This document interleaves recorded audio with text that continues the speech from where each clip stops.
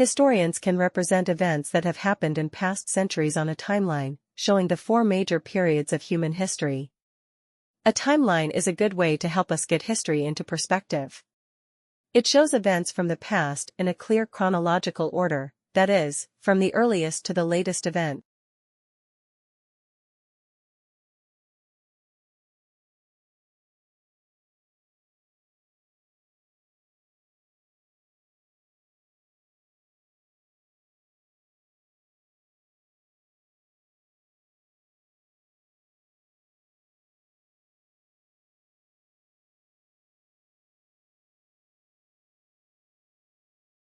Archaeologists look for clues that indicate that an area is worth digging up. Clues may come from the writings of someone in the past who has described the existence of a particular town or burial site. Sometimes sites are accidentally discovered during excavation for the construction of buildings, roads, dams, or railways.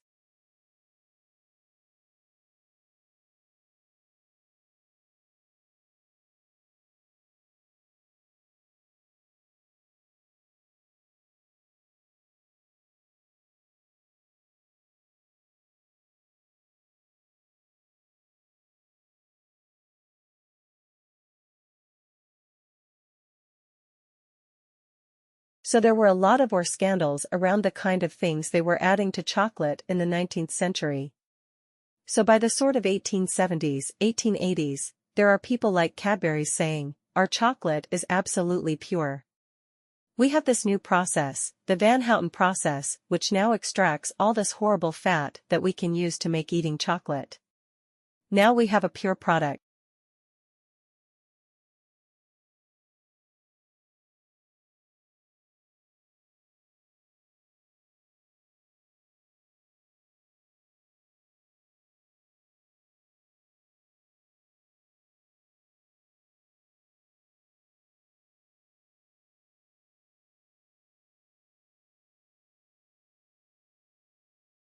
Ebola virus, the bacteria that causes plague, a pandemic strain of flu. If any of these pathogens could be turned into bioweapons by terrorists or rogue nation-states, they would threaten humanity.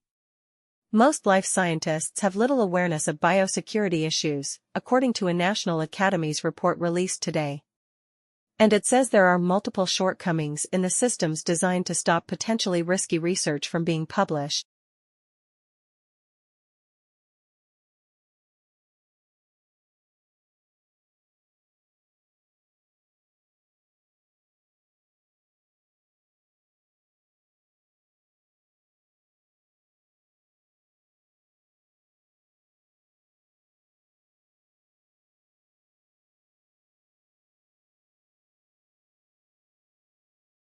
A new process for 3D printing things could pave the way for lighter, faster aircraft that potentially fly further on the same amount of fuel.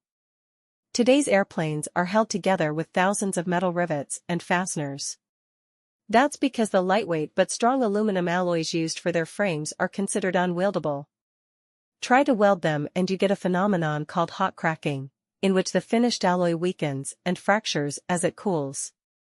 This and other adverse welding effects also stand in the way of 3D printing high-strength aluminum alloy parts. When researchers have tried, the resulting laser-fused mass flakes away at the welding area like a stale biscuit.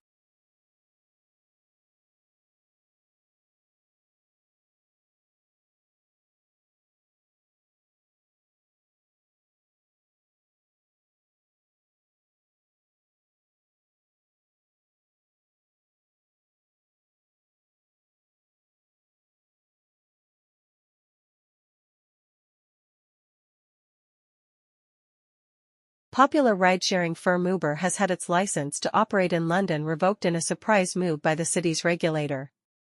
There were multiple reasons for the decision. TfL cited the company's approach to reporting criminal offences. In August, a senior officer within London's Metropolitan Police Service wrote to TfL about Uber's slowness to report a passenger's accusation that her driver had sexually assaulted her.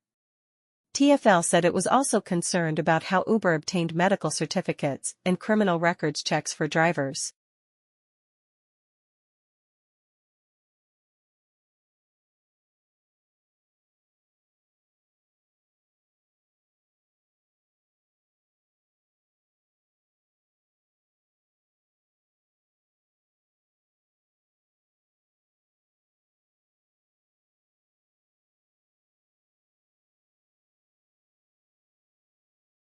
All earthquakes look the same when they start, making it unlikely we will be able to predict which will cause the most devastation from early observations.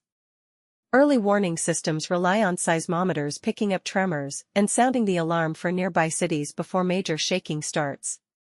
Even a few seconds warning can make a lot of difference, both for individual people and for organizations like hospitals.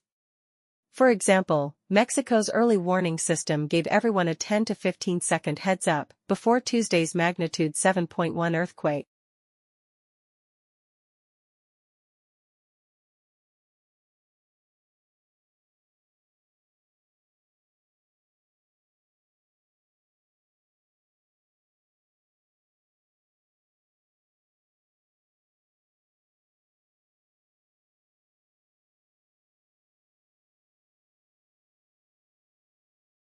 Another arm of the United States government was the FSA, the Farm Security Administration, and they had a peculiar task, because in addition to the depression, which had obviously hit farmers quite hard because suddenly the material that they were producing wasn't really as value, yet their costs for producing it were exactly the same, they were hit not only that but also by another problem, which was the Dust Bowl.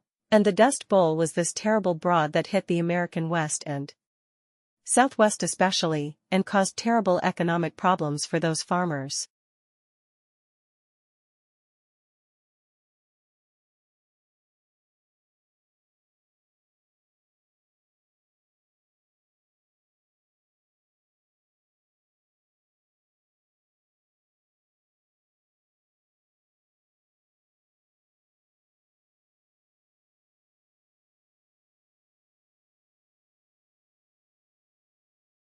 I'm going to argue that the tremendous increases in productivity that we associate with the Industrial Revolution originate not so much from changes in science or technology or new inventions, where England was far from unique, as from changes in attitudes towards morality, towards what constituted the good. Attitudes towards property, which became in England individuals long before it did on the continent.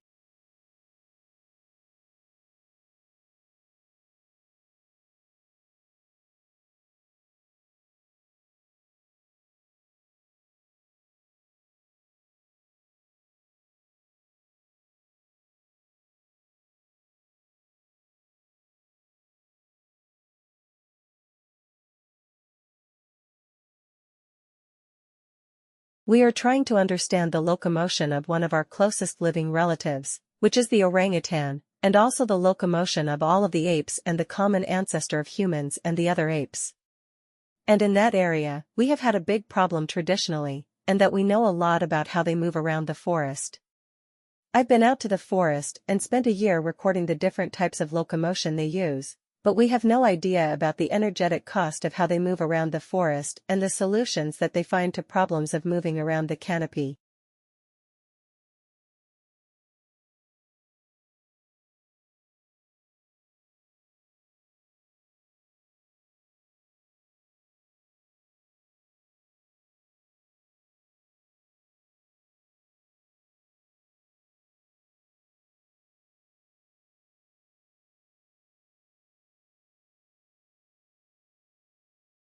Asteroid collisions can be, just ask the dinosaurs, but they also bring key ingredients for life. Super-Earths can draw them to nearby worlds. Super-Earths, planets that are up to 10 times more massive than Earth, might play billiards with planetary systems. New simulations suggest that if a super-Earth existed in our own solar system, say between Venus and the Earth, far more asteroids would collide with us. But that isn't necessarily a bad thing, if the timing is right. Understanding the effect of these massive planets on others nearby could help direct the search for life on exoplanets.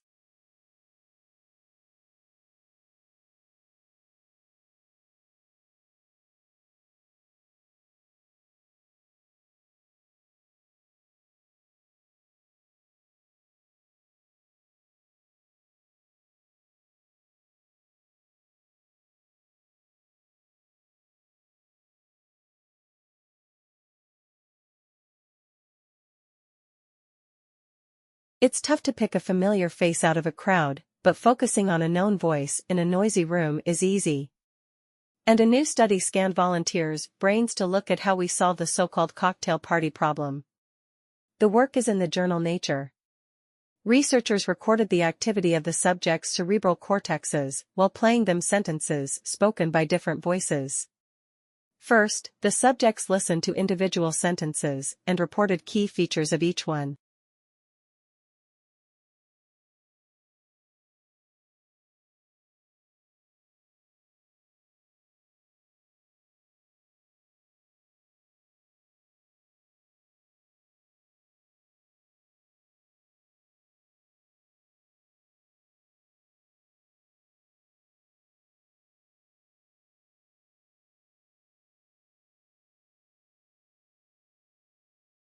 Then, they heard two different sentences played at the same time, but had to listen to and recall details from only one voice. Each voice drew a particular response from the auditory cortex. And even with an extra sentence playing simultaneously, researchers saw that the cortex responded specifically to the voice that the subject was focusing on. This finding indicates that our brains process sound based not only on the audio input they receive, but also on our listening goals.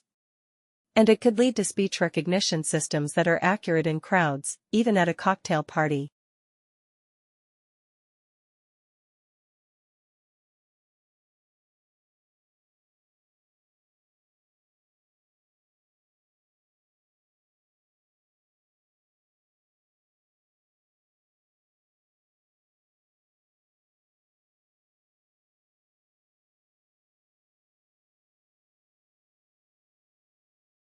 Obese people have higher risks for diabetes, heart disease, arthritis, and injuries in car accidents? Yes, in part because they're far less likely to wear a seat belt.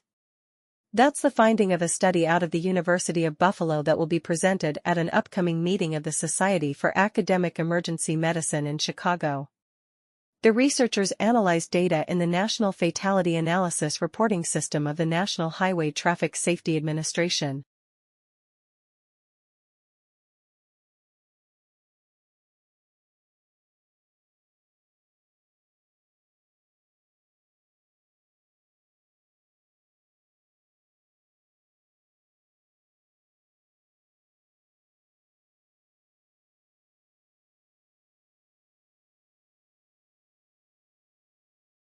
The study included a third of a million drivers involved in fatal crashes.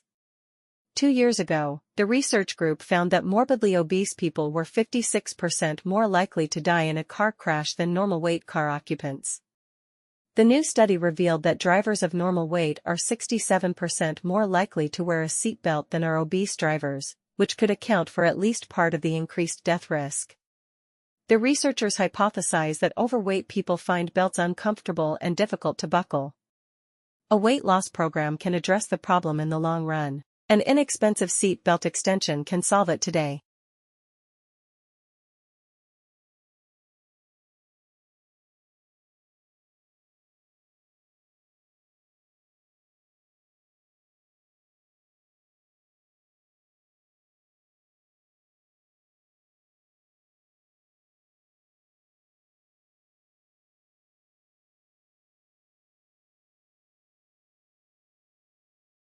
Now that story's been scotched as only part of contingency planning. But it was a symptom of the dramatic turn of events in South Australia, and it flushed out other remarks from water academics and people like Tim Flannery, indicating that things were really much worse than had been foreshadowed, even earlier this year. So is Adelaide, let alone some whole regions of South Australia, in serious bother? Considering that the vast amount of its drinking water comes from the beleaguered Murray, something many of us outside the state may not have quite realized, is their predicament something we have to face up to as a nation?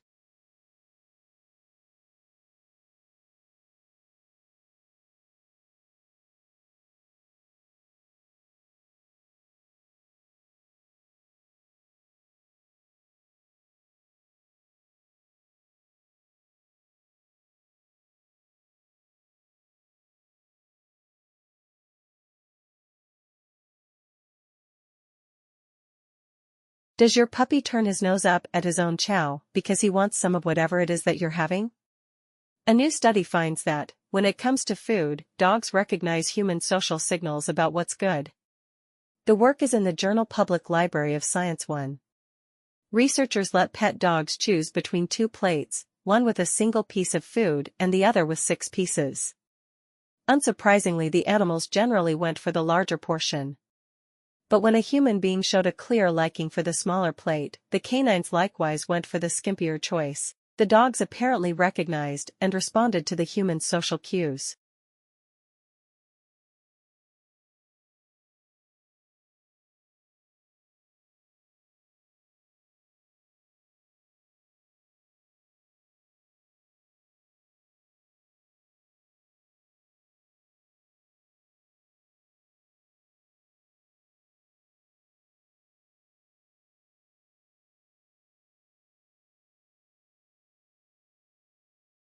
And not all cues were equally effective. When the human approached but did not touch the smaller portion, dogs ignored the attention-drawing gesture. For a social signal to influence behavior, it had to demonstrate intention. And the most effective cues also involved communication, such as looking from the food to the dog and back while talking encouragingly. For dogs, choosing a bite may depend on another's bark.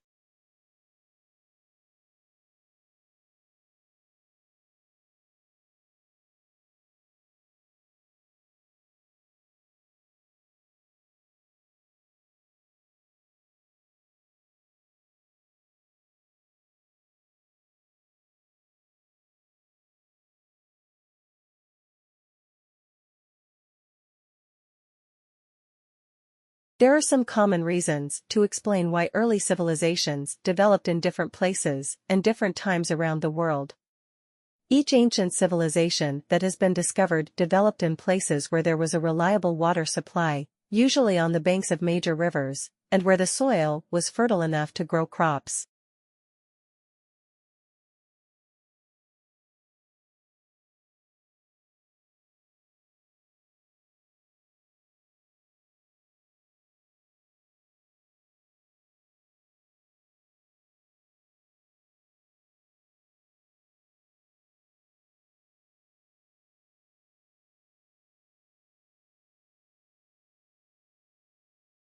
That brings us to the CEO's second duty, building everyone, or more accurately, building the senior team. All the executives report to the CEO, so it's the CEO's job to hire, fire, and manage the executive team. From coaching CEOs, I actually think this is the most important skill of all. Because when a CEO hires an excellent senior team, that team can keep the company running. When a CEO hires a poor senior team, the CEO is up spending all of their time trying to do with the team, and not nearly enough time trying to do with other elements of their job.